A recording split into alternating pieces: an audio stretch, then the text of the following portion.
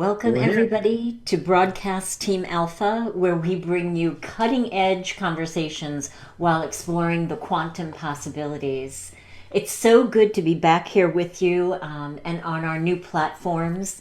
And, in a world of racing time and major distractions, it's really nice to come together with people that you feel comfortable with and you enjoy the information that they share. And that's exactly what's going to happen tonight. We're going to be taking conversation to the quantum possibilities. We're going to be taking conversation way high and way vast. So, without any further ado, Augie, will you tell us about our guest? Oh, absolutely. This is going to be so fun. I have known of him for a very long time, but I have not really known him before probably less than a year. And I tell you, some of the stuff that he talks about, I've learned a lot from. We have with us a great researcher, a lecturer, a creator of very interesting video documentaries, and also he hosts conferences where interesting people get together and talk on not just imaginary truth, but the real truth. And because of him, I can imagine thousands of people out there have burned the box that they used to live in and now are coming out as free thinkers. You can find him on a website, and that is portal2ascension.org. I'm going to say that again, portal2ascension.org. And folks, you got to visit that site. I got into the articles there and I found one particular one that just rang into me. And that was the one on evidence the moon may be an artificial structure and artificially positioned. Man, oh man, I love that thing. And there's so many other stuff. You just got to go see it. You got to, when this is all, go to portal2ascension.org and have a good look. And put the clock away, because you don't want to be restricted by it, because once you get in there, you're going to lose yourself too. And he is a really busy guy, and I feel honored to have him here because of the next hour. He's going to be with us, and we're going to talk about some really interesting things. And maybe we can even get him to talk about the real human origin that you are not being told about, and also the Atlantis connection to the human origin. And there is other stuff where whatever he wants to talk about is good with us. So welcome to the show, Neil. Welcome, Neil. Thank you, Nori, Augie. Really nice to be here with you guys. So good. Thank you. Thanks for being here with us. Definitely excited. Yeah, I know we are actually doing a conference coming up here in I guess a little about a month or so. And could you talk a little bit about that first, because that's going to be really interesting. We got some phenomenal speakers coming on it. Yeah, for sure. Let me go ahead and share the screen. I can show people this event, what we're doing. And right now I'm going to show you this. I'm sharing a screen, and this is actually our new website. We're going to get into this in a little bit, but skipping a little ahead here is we're in the process of launching a new website that should be, fully active by Monday of next week. And all of our upcoming events from May and onwards are only on the new website. So I haven't been creating anything on the old one because we've been getting ready for like 100 plus productions ready to go on this new site. And here's one of them that Laura Eisenhower and Augie are co-producing with me, but it's truly their baby and their idea to do this. And we're going to have multiple speakers, as you can see here. The dates are May 16th to May 18th. It's going to be around 8 hours a day, so 3 days. And the title is Unveiling Galactic Heritage and Unlimited Human Potential. But before I actually go into the speakers, Augie, why don't you tell us about, your intention, because it was really your idea with Laura that made this happen in the first place. Oh boy, I tell you, it was so delightful to get connected up with Laura. We did a radio show and she found one of my documentaries on the internet, and we kind of resonated because we talked about on the same frequency. And her I tell you, being in her presence, that is when I learned many years ago that when you're in the presence of excellence, you keep your mouth shut and you listen. And I like to listen to her because she's got so much information. She was actually, I think I can say that she was actually offered to leave Earth and go to Mars because she is within the bloodline of the elite, but she is not one of them. She is one of us, and she talks about things like this, and that is phenomenal. And she is also talking about astrology, how this interfaces with our life and what we do and what happens here. And some of the other speakers I've gotten to know really well is, Olson, number 3 from the left there, Brad Olson. Yep. He is one of 2 people that I personally know that's been to Antarctica. And that's not that many people been down there. And he's got some phenomenal story from his explorations around the world. And he's gone to some of the same sites actually you have, Neil. Yep, definitely. Mm-hmm. And then we have John D'Souza, who is another amazing speaker. And let me just, before I get into John, let me also speak on Laura. I've been doing events with Laura since 2011, which is, I think, the same year she started doing events. So it was one of the first few events that she did were Portal to Ascension ones. And over a period of a few years, we did like 6 or 7 live ones. But at this point, we do around 4 or 5 events a year with her. And she is like really well received by the community. People love her, and it's really her passion. It's 100% her passion, right? Like you can just feel her energy and just her like thirst for really assisting everybody in humanity. So I was excited when she reached out and said, "Hey, I'm going to do my own branded event." And then when she said with Augie, I was like, "Augie, I've known him for a long time. I've never really connected with him directly, but we've been in the same circles." So it was a great opportunity to really work together. And that's what Portal to Ascension is all about, is collaboration. It's collaboration over competition. The energy of collaboration has that frequency of unity. The competition is that separation, right? So what we've done is we've created an umbrella organization where we can work with many different speakers, some of which never worked with each other before in the past, right? And all online for the most part. So shall we keep going on talking about these speakers, Augie? Sure, I know a few others. Go ahead. And it's hard to see there who they are actually. Here we go. Gosh, I see Nori down there. she's in the listing. She's been, but she better talk about what she's going to talk about. And Dan Willis in the middle in the lower rain. He's a phenomenal researcher.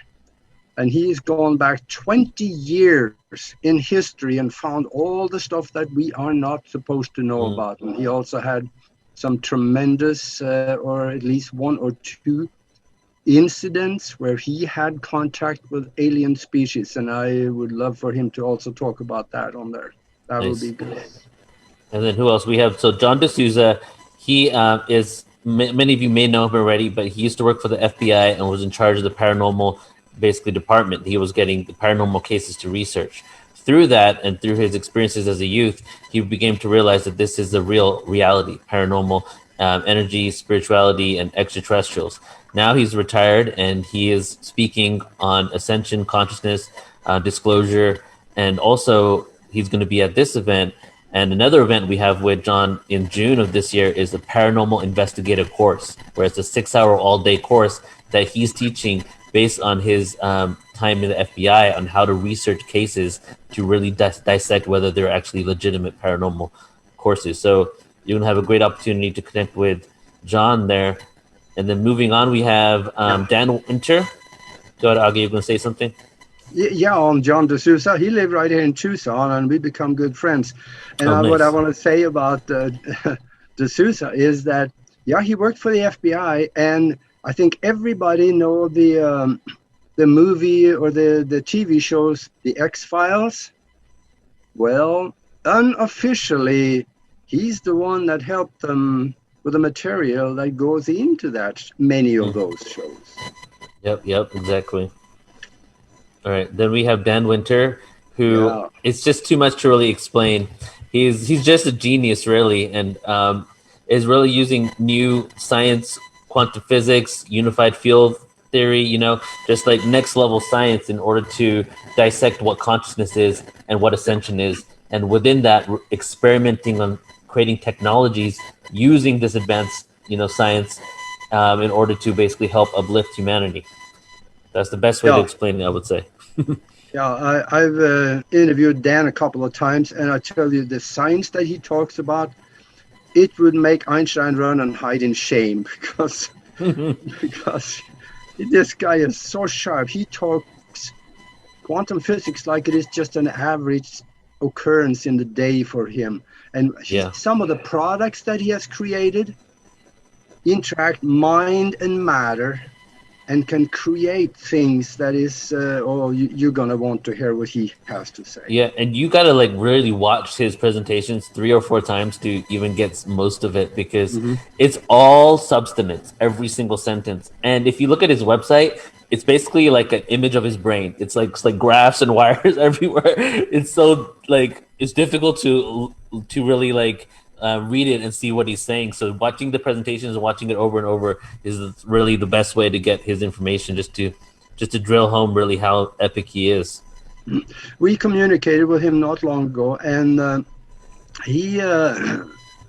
I seen him talk about one of his products. We all know about the med beds, where that enigma of the med beds, but he says he has created a product that actually can do some of the same things that it would do, because it reaches into the brain, into the part of the brain that actually create our reality, and we can repair genetics, and we can repair the body by using that product, somewhat similar to maybe what a med bed could do.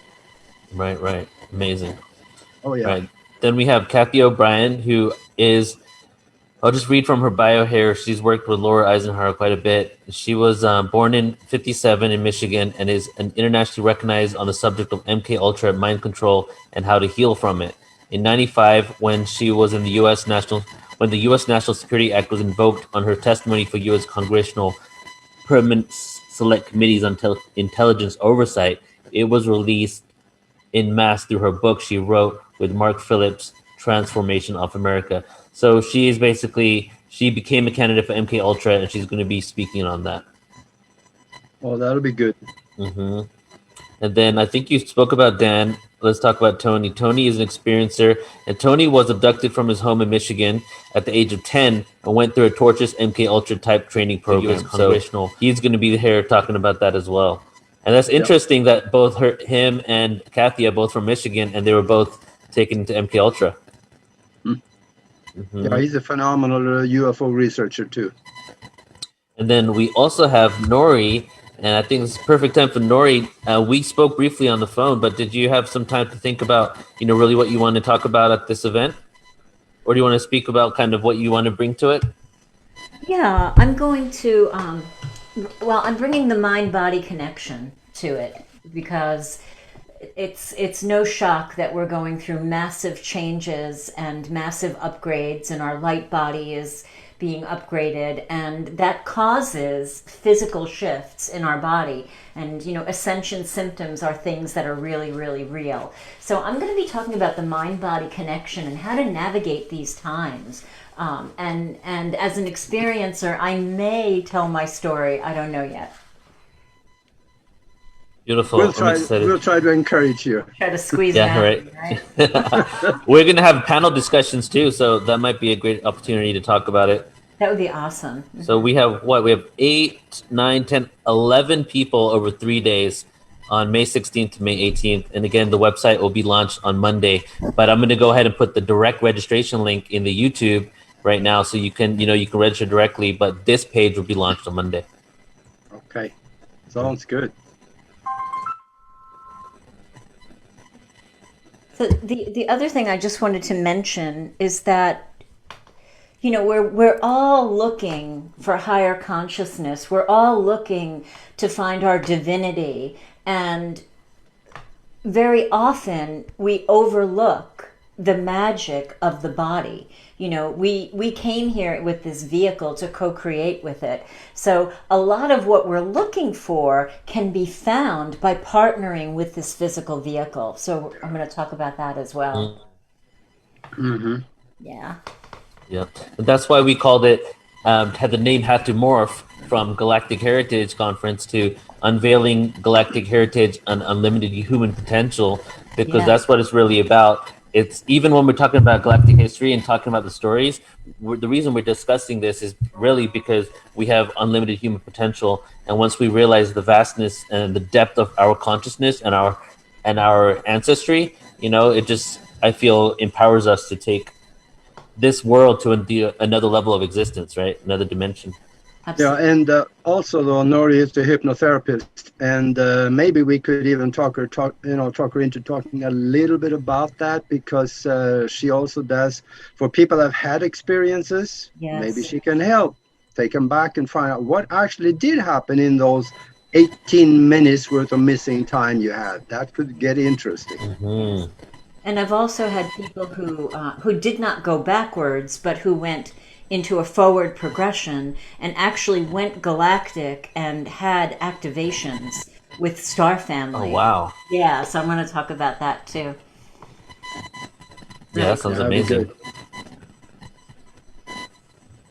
good. All right. Well, when did we? That was next month. What's the date for that now? I forget. 16th, 17th, 18th. Yeah, that's it. Yep. So we got a good month from today. It's a couple of days more than a month.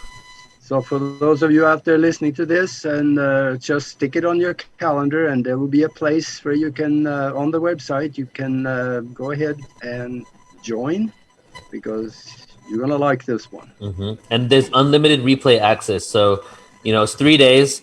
Not everybody can sit at their computer for 3 days, even though it seems like a lot of people do, because they're so exciting and fun, these events. But so you get unlimited replay access to watch it back whenever you want, forever. That sounds good.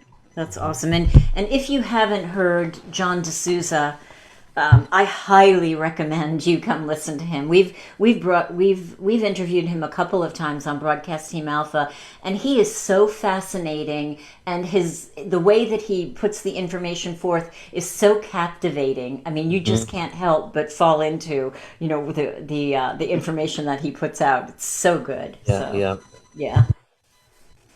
And you know, when he talks about all these things outside of the box, he comes from an environment where there is credibility. See, the top echelon of the FBI, I couldn't care much about, but the people underneath that was there doing the job, those I can trust. Mm-hmm. Especially him, because I know him. I gotten to know him over the years, 2-3 years that I known him. Yeah, I agree. Such a great person too. He is. He is. I would love to talk about Atlantis, but I don't want to hijack the conversation. No, let's go wherever you want to go. Direct us. Yeah, let's talk about Atlantis, because I think, you know, I see in the spiritual community and the awakening community many people aligning themselves with, you know, Lemuria, Atlantis. What's the other one I can't think of? Pleiadians. Mm-hmm. So how do we tie all that together? What do you think? Okay, so I know. It's yours. it's just so many dynamics, right? So many different avenues to go down. So let me just say that I've had these same thoughts too, in regards to the ancient history of humanity and the timelines that a lot of researchers have given us. You know, 13,000 years ago, many researchers say it was like the falling of Atlantis. It was like on its way out around 11,900 BC. Some researchers say that evidence suggests that it was a full zodiac cycle earlier than that, 36,000 years ago. And then we also have many different timelines that seem to have other, you know, world-changing, world-shattering, world-occupying events that happened at the same time, but it couldn't have been. How could this be happening if this was happening at the same time? So I've been kind of trying to figure that out myself in regards to the seeding of humanity. what being seeded humanity. There are stories that say the Pleiadians, the Lyrians, and the Syrians came down together, and they seeded humanity the first time. And then there's other stories saying that the Anunnaki came down and seeded humanity. So what I'm getting at here is that as I started thinking about this over the years and trying to wonder, like, well, how could the Anunnaki be on the planet this 100,000 years ago? And then we're saying that maybe the seeding of the humanity from the Lyrians were around this time. It seems like they overlap. Right. So there's two theories there. Either we just have, too many theories on the timelines, and all of this did happen on Earth, but at different times. Three theories. Many of these stories about different ETs are just the same exact ETs, but with different names, right? Like the Lyran one and the Pleiadian one. Or three, which is what I'm leaning towards, is that right now, every human that has ever incarnated on this planet is incarnating back again for this ascension. And what's occurring is that many different people are coming from different timelines. Many of these stories about different ETs are just the same exact. Many of these things might have happened, but not on your specific timeline of your history. Because if I've incarnated into a different simultaneous life right before this one, who's to say that it was actually part of this exact timeline anyway, right? Like, and if I have parallel versions of myself, can I not jump back and forth? Is this parallel version just stuck into this timeline? So I'm thinking that right now that we're shifting in consciousness, the higher vibration, using the word higher, even though that's not a good way to explain it, the higher vibration of humanity that we're shifting the planet into is getting us to a point where many multiple third-dimensional Earths are coalescing into one, giving us all different types of histories that are coming here now, right? And a lot of that comes from research from Dolores Cannon, where she had downloads through hypnotherapy of people saying that they were coming from different timelines, and that there was a call out to the universe, and that when the first atom bomb was exploded, certain rules of non-interference were kind of thrown out the window in order to bring more people here. So I think, that's not even really getting into the question of Atlantis. That's another that we can talk about in a few minutes. But that's just kind of my background thoughts really about this whole history timeline. Wow. How long have you been studying this? I say that 2001 is when I listened to Jordan Maxwell, and he talked about the sons of God. Right, I was 18 years old. He talked about the sons of God, and he said that they were the Igigi, who were Igigi, who were the second tier of gods, because there are two types of gods on Nibiru, on the planet of the Anunnaki. There were the demigods, who were the Igigi, and there were the Anunnaki. The Anunnaki were like all the advanced ones staying in space. The Igigi were like the ones that came down to do all the dirty work of them. So he spoke about the sons of God and talked about how they became the bloodline of the Masons and the Illuminati and all that. So that was my introduction to everything. And then soon after that, in 2002, 2003, I started finding that the Sumerian scriptures that he was speaking about had a lot of similarities to the Hindu texts in which I was raised in. And that really started my whole search for the root of all religion. That's why I got into this in the first place. That is amazing. I mean, you just jumped into the deep end of the pool when you're 18. Let's do this. I was talking to my wife the other day, and I was like, whoa, like all of my adult life, I've been doing this. Wow. And I'm just like, and so it was a trip to, and I'm 38. So just over last year, my adult life was more than my adolescent life, right? So that's why I was like, whoa, at this point I've been doing this for more years in my entire life than I've done anything else. That's amazing. Yeah, but I've been watching you, and you must have so much fun that you wouldn't want to do anything different. No, I mean, it's just so fun. Like today I just created like 3 new events and just working with all these speakers and then learning information. And I said this in a podcast before, I'm not a reader, even though I read. So I love just videos, and I get to like create videos and learn from whatever I'm creating. So a lot of times, like I was going through, like, just to give you a little background, I had some traumatic childhood experiences in regards to like I was sexually molested as a child. And what I started doing with Portal to Ascension is started creating sacred sexuality conferences and divine masculine, divine feminine conferences for a good 3 years. And those 3 years were like, I created my own 3-year retreat on healing those elements of myself.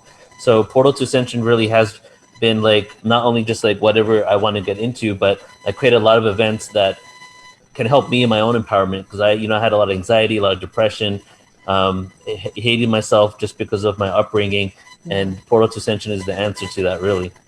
Wow, what a gift you are. I mean, Oh. among everything else that you're doing, I mean, you're healing humanity as well. That's really commendable. Really, Thank you. really good. Yes, thank you. You The Lyran you one just mentioned and the religion Palladian a little while ago, and that's kind of where it started for you too, I think, because we get religion usually comes from our parents. They tell us, "Hey, boy, this is the way it is," and no, and then you start thinking on your own, and you wonder, is my parents lying to me, or is it just that they're stupid too? And then from there on, we just start asking more and more questions, and if we're not true to ourselves, we will start researching that, and that's what you did. Yeah, exactly. And I mean, if I can talk a little bit on that and go deeper into that a little bit, and what I researched on was that, Please. I Yes. was, I was raised Hindu, right? And, I'll just say this is funny because the first time I ever say this, my mom has been asking me to watch my videos, right? For years now. And the reason I don't is because I always started out with talking about my history. And when I talk about my history, it's got stuff that's triggering, And like, for example, she thinks I'm still Hindu. Like, even though I'm spiritual, she thinks I'm more Hindu, than ever. And it's kind of true because Hinduism has a lot of beliefs that I resonate with, but I'm not into the dogma of it all, right? So I always say that I was raised Hindu, but I never really believed. That's the trigger that I think that my mom would not like if she saw my videos, because like a lot of first generation out of India kids, like myself, I was first generation born in England. They just do what their parents say to do. They don't really like have a firm belief, and even if they grow older, like other people, my friends and cousins and everything that have grown up, and they do all these rites and rituals, there's not that hardcore devotion that we saw that our parents had and our grandparents had. Blind faith, it's not like there anymore, right? And it's become more spiritual.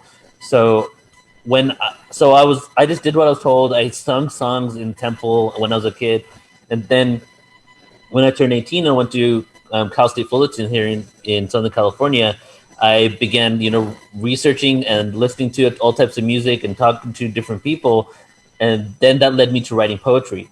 Writing poetry, I started writing about like cosmic stuff, ET, galactic battles, just like short stories on different planets and people on it. But I wasn't aware of any of this stuff consciously at that point. Then I started looking up the stuff that I was writing in order to look for keywords and synonyms for my poetry. And I found Jordan Maxwell, William Henry, Nassim Haramein, Jim Self, right? And then through that, I went through reading the Sumerian scriptures, reading the Quran, reading the Old Testament, I went to Catholic school for 2 years, even though I'm not Catholic, in England. So like I read the Bible then, and I had to read it. I read it again, and I would highlight all the elements that were connections, right? For example, the biggest red flag, if that's even a good word to explain it, was the Epic of Gilgamesh, which is the exact same story about Noah. And then I was seeing that all these connections were there. So, and it had a lot to do with extraterrestrials and star beings. So that brought me back to Hinduism. And now I started dissecting it. And I'm like, oh, I'm meeting all these spiritual people. They're Kundalini yoga people. They're like doing Ayurveda. This is all Indian stuff. What's going on here? And I realized that it's because the Hindu scriptures is probably one of the most commonly widespread scriptures in the world that has most of the truth hidden in plain sight right there. Even though, you could say that about the Bible and other things like that. But through my research, a lot of those books have been heavily edited, right? And entire gospels taken out. Whereas Hindu scriptures is there, but through invasion, through the influence of Islam, through the influence of the UK, it's become bastardized, and they removed themselves away from it, and now it has a lot of blind faith. So I really honor and respect the origins of Hinduism because they came from something very pure. But I feel that right now we're too focused on the external when it comes to that religion rather than the internal. Before Ganesh, even though he could be an extraterrestrial being, before the story of Ganesh's birth was a metaphor on how to live your life. Now it's just a story of how he was born. You know what I mean? How? Yeah. Tell me I'm unfamiliar with that. Tell me the origins of that. That makes it that maybe he's an extraterrestrial or a star person.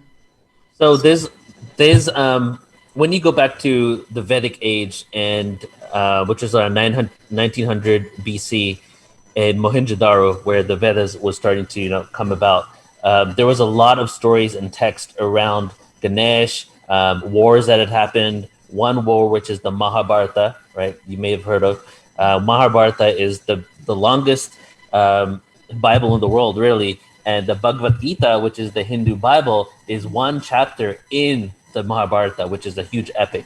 Wow. And the most peaceful religion in the world, their number one text is a war that lasted for ages. Like Wow. and all of that text is a poetry on life and creation.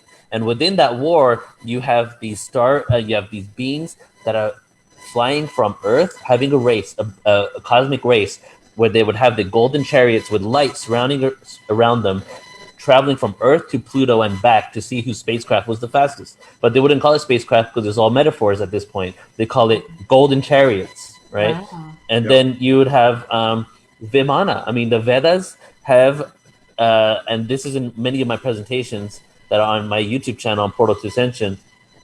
There's a intersection of a craft that looks like a pyramid and all the mechanisms of how to make it work and how to have zero gravity. It's in the Rig Veda. And if you type in Vimana on Google, you'll just have like hundreds of images of him. And then you'll even see images that are from the Vedas of the Vimana flying with the different layers and all this stuff. So that's just really, I'm not going to, because there's so much more, but those are just some of the context of what we're speaking about in regards to the beings within India. And now you have like the blue people, right? Like you see a lot of blue, Krishna, you see Shiva blue, and then you have stories about blue beings being from Arcturus and the Archangel Michael having this connection to Arcturus. And the Archangel Michael is actually has a counterpart in Hindu scriptures too, and is actually Krishna, right? So all of that right there is really why I started believing it. And then one day, my wife and I have a statue of Ganesh here. We have a statue of Ganesh from India, and his trunk and his pack right here literally looks like an oxygen mask of an astronaut. Wow. And if you go and look at a lot of original Ganesh images in India, like, and you just look at it from the angle of is this a spaceman? You'll see it immediately. And it looks almost like Prometheus. In Prometheus, those blue beings where they had that thing right there, look like an elephant trunk. And Ganesh, his original images has this pack around him that's a tool belt next to his elephant trunk. Wow. So, that's right there what I can think, right? Of there's many different things, whole entire books really that are dedicated to this information. That's technology. Yeah. So when I started thinking that the Hindu gods could be these ETs as well, and I started looking at all the gods from all over the world, like the Greek gods, the Viking gods, the gods of Africa, and I started seeing that they all have a lot of similarities.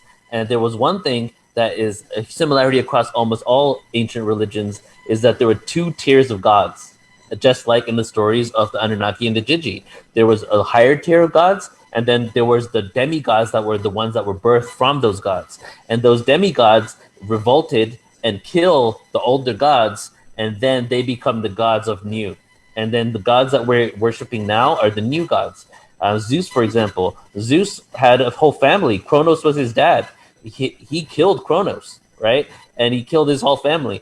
And then the same thing with Indra. Indra is the king of the gods in India.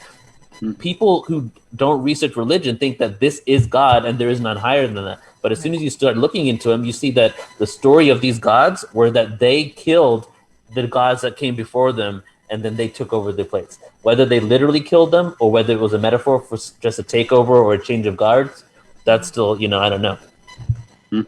Wow. And then No, go ahead, Augie. Go ahead. And then we have the Sumerian tablets, speaking of gods. And when you translate it from the old Sumerian tablets, the word God means great leader. So I mean, some of those tablets dates back, anything from 5 to 35,000 years. Mhm. And I think the word God was given a meaning that it, especially today anyway, a meaning that it was never meant to have. Yeah. Because the tablets talk about even One angel, that or comes three. from the word angel, which means messenger. Mm. And now we were talking about, God. When I grew up, I was taught that God was this really old guy. And of course, he had to be a white guy. He was sitting on the cloud out there. He knew everything and controlled everything. And he had long white hair and a long white beard. Yeah. That was God. That's what we were told. That's kind of, Yeah, I agree, and that's why it takes a lot of people who have been in religion and now to become spiritual. It's very hard for them to say God, because Yeah. I've like been around so many spiritual people into this, and there's those that were atheists or something before, and they're like more likely to say God, but not mean God as in that mean the source, right? Mhm. So I see that God is a trigger word for a lot of people, and I don't really use it either. But I also cater my language to the audience I'm speaking to. So if I'm speaking to some people, I'll say God, but I'll definitely add my belief on what God is to make people know that I'm not talking about some random individual that's sitting up there. Yeah. I do feel like it's all conscious. Everything is conscious, and we are literally cells in the body of God, and all of us together are this one breathing conscious being. That's really the best way I can explain it. Yeah. I like that. Any supporting data out there that you know of that would indicate that Christ was extraterrestrial? Yeah, so I'll say this: William Henry did a video back in 2001 that is long. I don't even know if you can find it anymore, actually, but it was on the origins of Jesus, where he talked about that. And we actually have a portal to Ascension.org. If you sign up, it's for free. The Cosmic Christ 3-hour conference with William Henry, and the Jesus Star Child Disclosure. Both of those are his beliefs on Jesus being the star being and why. But I do so much presentations, I can't pull all of the information from it right now. That's amazing. But those have a lot. So to go into deeper, but I will say that there is evidence that Jesus either didn't exist or no, not didn't exist. There is evidence that Jesus' story was a story of someone that came many thousands of years before him, and it was just recycled in that time, right? Not didn't exist, but that. Or Jesus existed and the exact same reflection, the exact same story with the exact same characteristics and people and personalities and all that happened multiple times. Because Krishna, for example, who I feel there is evidence to suggest he's a star being, and I'll give you a little tangent here just to kind of give you a cool story, that in the Mahabharata, there is a war going on between Arjuna and I forget his name, but his brother. And the Mahabharata, to me, is actually the Battle of Atlantis, one of a huge cosmic battle that took place on Earth. And there's chariots, all types of advanced weaponry going back and forth. And in the Mahabharata, Krishna stops time, right? And this is like when I'm a kid growing up, 5-6 years old, I'm watching Indian sitcoms on TV of the Mahabharata reenactments and stuff like that, and actual TV shows. And so this is what they show, and I remember it, even though I have a very bad childhood I don't remember anything. I remember this, that all of a sudden Krishna stops everything in place. Everybody stops, time stops. And the only people that are conscious of everything now and walking around is Arjuna and Krishna. And then Krishna goes like this and creates a rip in space-time. And all of a sudden, a view of a new dimension in the galaxy comes out. Wow. And in this view, he goes to Arjuna. Basically, it's very interesting because the most peaceful religion in the world, Krishna's advice to Arjuna is don't stop the war against your brother, keep fighting. And what the metaphor was within that was that when you have set your mind to something, complete it, right? So that was the whole metaphor that came out of it. So, and it was good and evil. It was the whole entire cosmic battle. So when he splits it open, he creates this new dimension, and he shows Arjuna what world could manifest from his actions right now. right? So that blew my mind, and I've never forgot it. So then fast forward to like the last 10, 15 years for me, I discover that Krishna was born to a virgin mother. His Oh. father was a carpenter. He was known as the savior to all of his people. He died at the same age as Jesus. There's like almost every single thing in Jesus' life is the exact same for Krishna. But Krishna's story was even written before. It was like in 1000 BC, the Bharata existed. That's at least 1,500 years before Christ officially was born. So if that's the case, then either the universe reflects and manifests the exact same cosmic soup, because that cosmic soup allows for people to realize the divinity of this individual, or it gives them certain characteristics they need, or the whole Jesus thing was just a story that was taken off an older religion. And I'm 50-50 on him.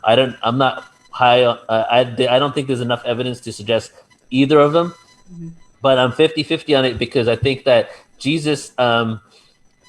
I think that a lot of stuff in Hinduism and Buddhism was the core basis of Christianity when it first came about. And for the first 300 years, for example, until 325 AD, until the Council of Nicaea, with Constantine and all the bishops and popes, where they made Christianity the official religion of the Roman Empire. Before that, Christianity was known as Gnosticism. And if you look at Gnostic texts, it's almost exactly like Buddhism, meditation, all these different things. So it looks like Christianity was like a Buddhist, maybe Jesus or some advanced spiritual guy went to India, which, there's the what's it called? The Urantia book that has the lost years of Jesus's life in India.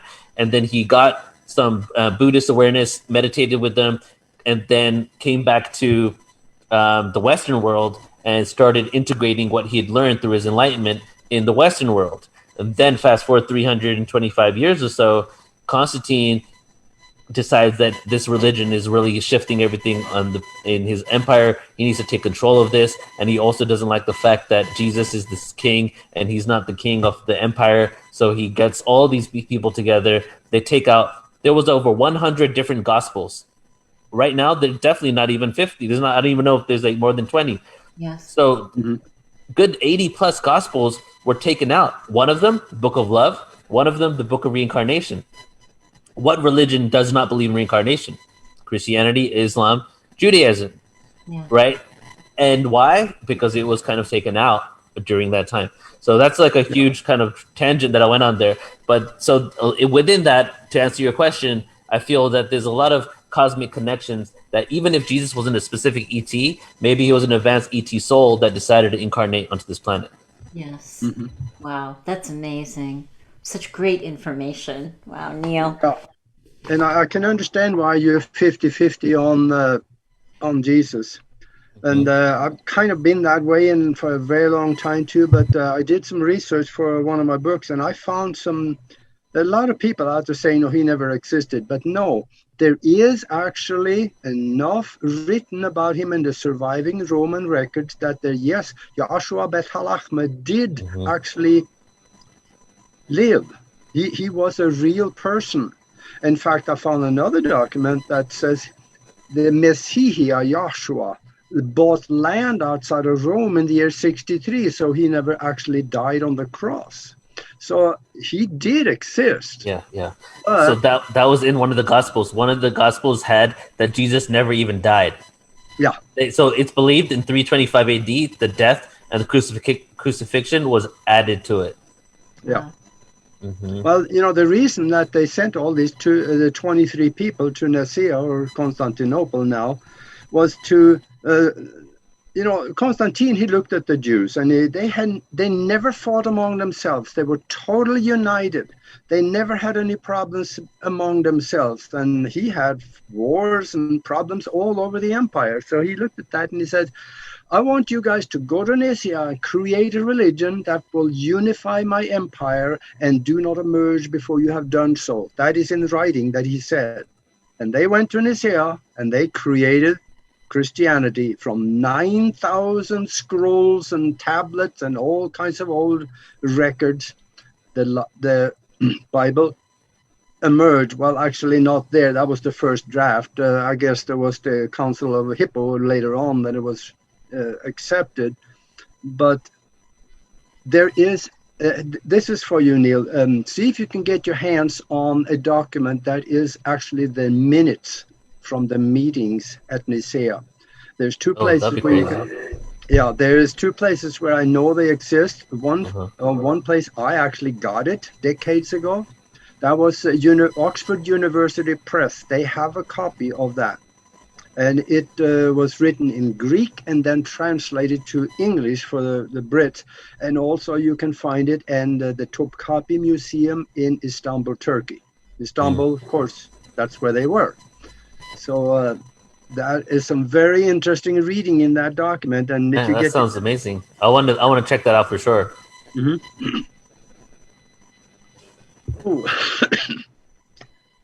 Wow. My head is still spinning from what you were talking about. Definitely in the deep end.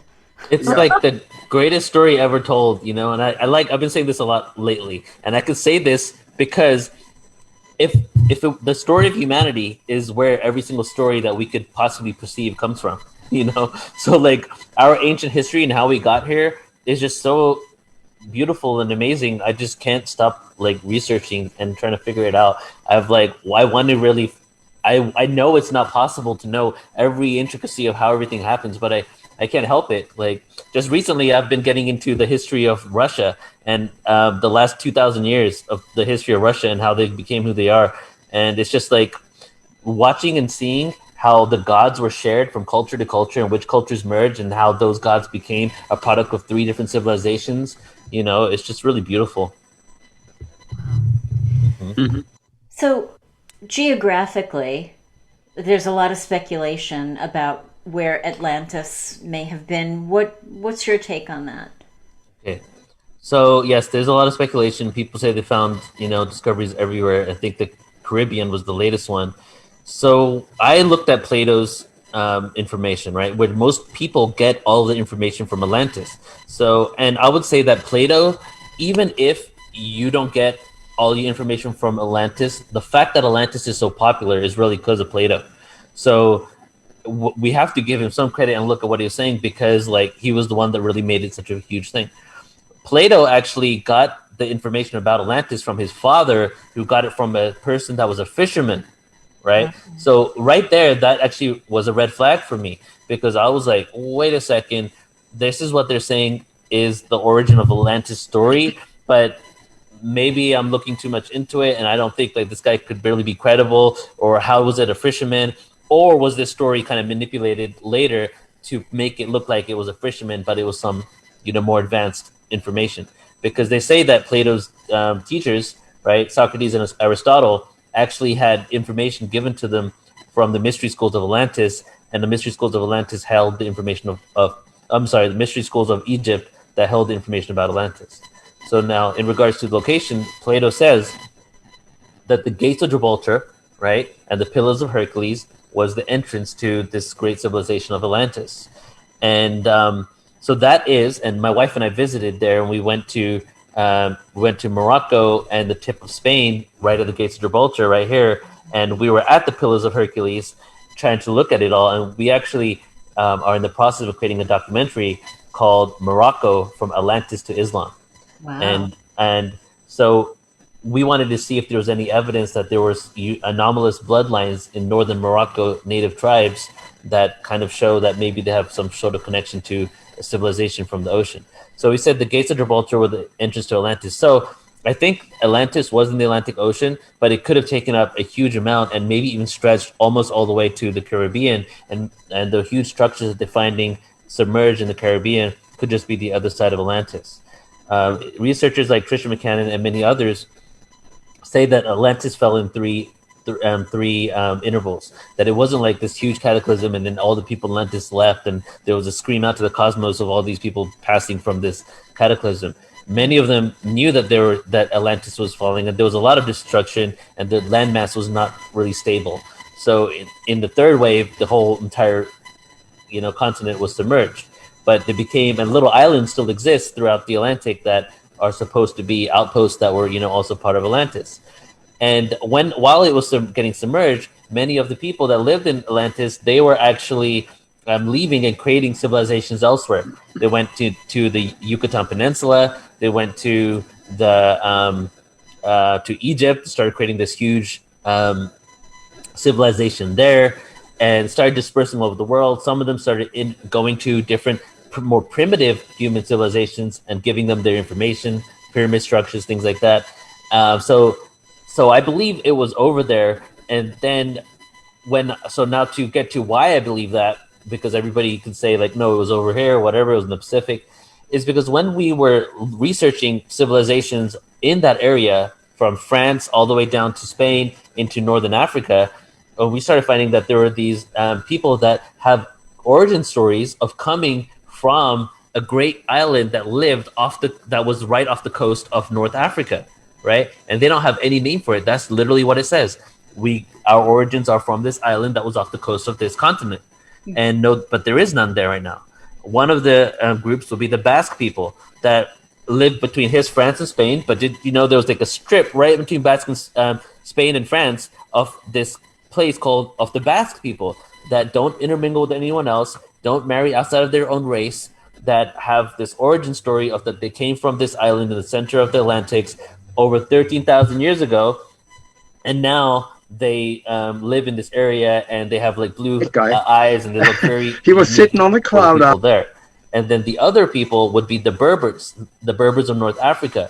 The original Berber had beige skin with blue eyes. So the Berbers now in North Africa, going all over the strip into Algeria even, they are all types of races, because over the last few thousand years, as races and civilizations started merging to North Africa before there were all these borders, a lot of people were adopted by the Berbers to be part of the Berbers. So you'll get extremely white Berbers, brown Berbers, you'll get black Berber, you get all types. But the original Berber tribes were beige skin, blue eyes, that also had the story of coming from this island. So we went to Morocco 4 years ago.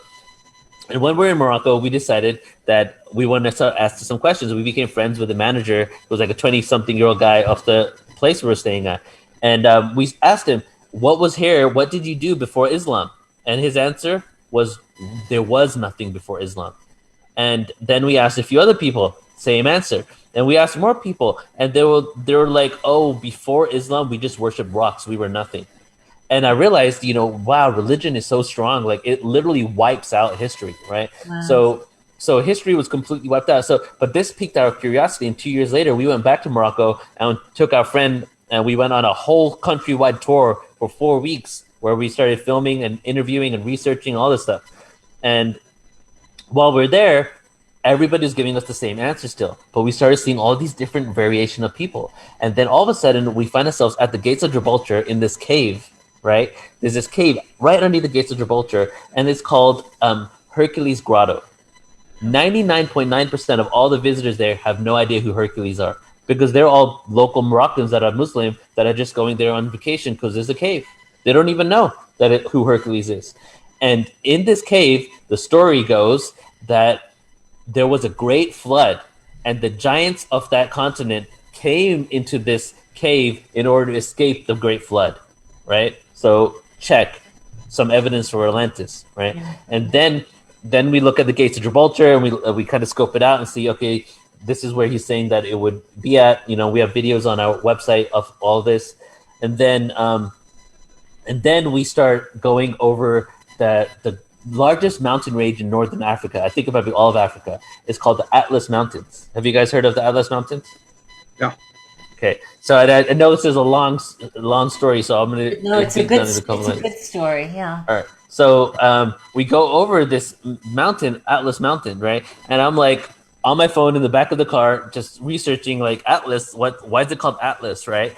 And Atlas is the name of the last king of Atlantis. Wow. And what happened? And so this is an Islamic country. Nobody hardly ever knows this.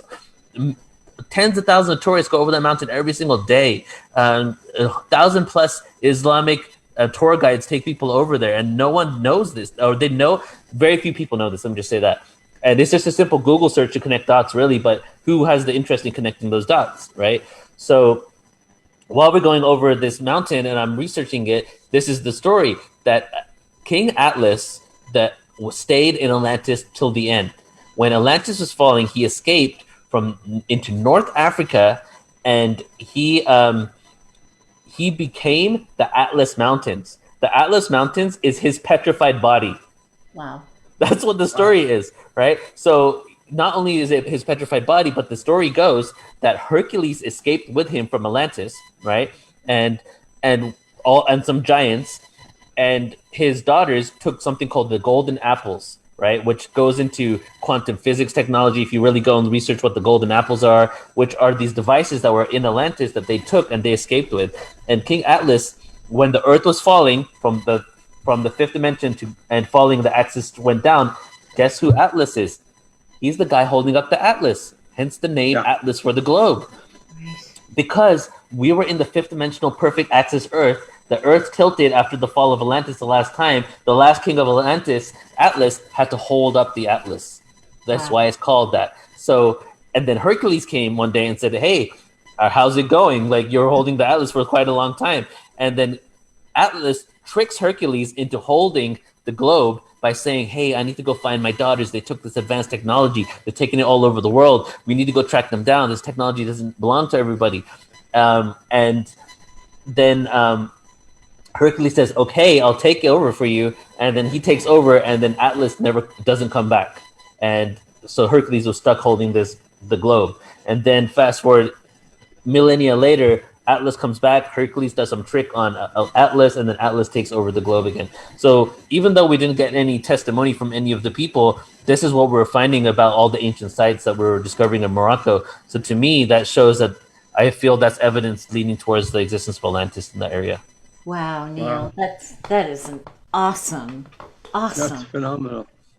I am totally on board with the Basque, and that Atlantis was off the coast of Portugal, because I know there are researchers that did some diving out there 60 miles offshore of 80 miles, I think it was, offshore of Portugal, and they found on the bottom stone buildings, columns, and they found all kinds of ancient structural buildings and artifacts out there. Mm-hmm. And this extended quite a ways into the Atlantic. Yes. And looking at the Basque also, they have a language that has absolutely no similarity to no other language on earth. There are no words there that matches up with other language. So they come from a place where they had no connection, or I don't know how to explain that.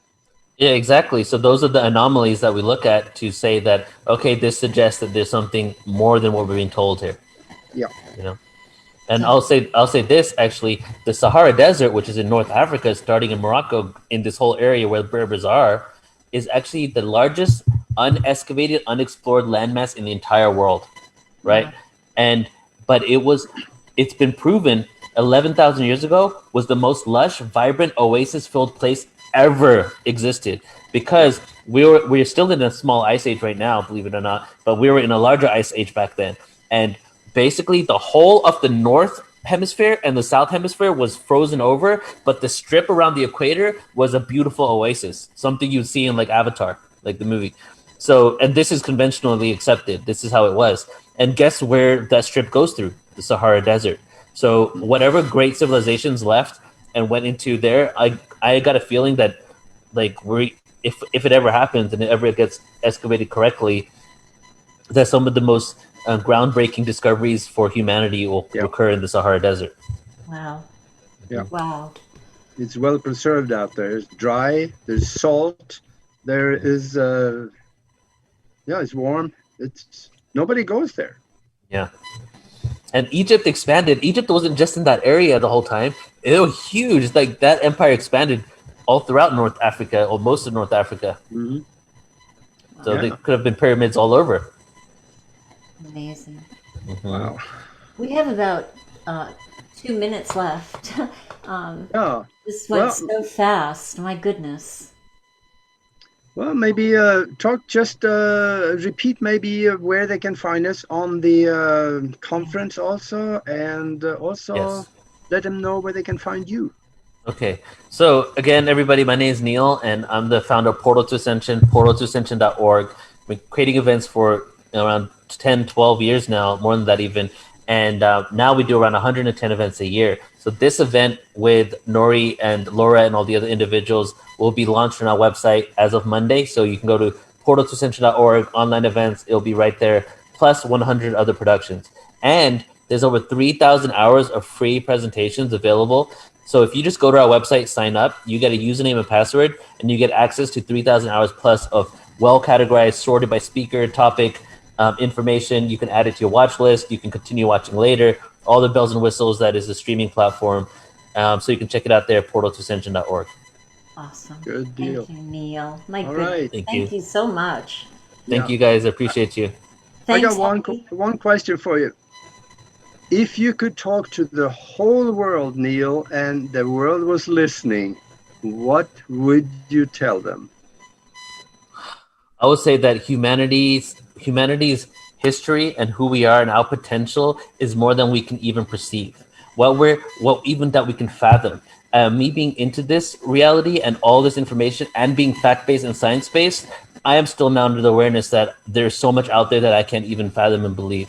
The frequency of experiences is infinite, right? And we have amnesia on this planet. We don't remember all of our lives and all of our incarnations. So what I'll say is that the potential of who we can be and the depth of our knowledge and the potential of what we can create on this planet with the intellect and information we have just now is beyond our wildest dreams. So I feel that we need to put our egos to the side. Egos used definitely sometimes, but we need to really come together and create the peace and harmony on earth that we know is possible. Because the reason why we do this, the reason why I do this, is because I know heaven on earth is possible, and that's what I want to see in my lifetime. Aw. Thank you. Love it. Thank you. Thank you, guys. It was wonderful.